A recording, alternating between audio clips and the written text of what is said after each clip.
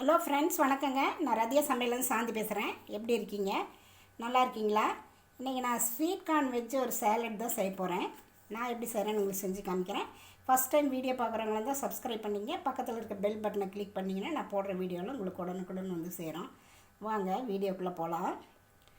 நான் கார்ன் இருக்குதுங்க, sweet corn, அதை இது மாதிரி பாயில் பண்ணி வச்சுருக்கேன். ஒரு கப்பு அதில் இதை ஆட் பண்ணிக்கலாம். வெள்ளரிக்காய் தோல் சீவி வச்சுக்க இதையும் கட் பண்ணிக்கலாங்க.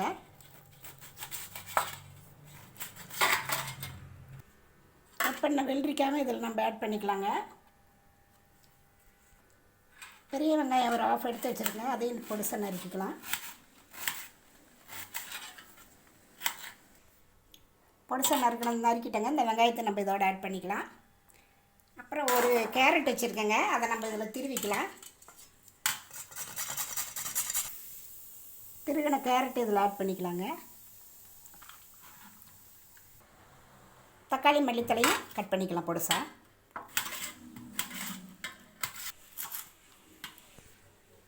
நறுக்கின அந்த மல்லித்தலைங்க, அது இல்லாமல் தக்காளி இது கூட ஆட் பண்ணிக்கலாம். இதுக்கு அளவு உப்பு போட்டுக்கலாங்க. அப்புறம் சாட் மசாலா ஒரு அரை டீஸ்பூனு, பெப்பர் ஒரு 1/4 டீஸ்பூனு, இதெல்லாம் போட்டு எல்லாம் நல்லா கலந்து கொடுத்துக்கலாங்க.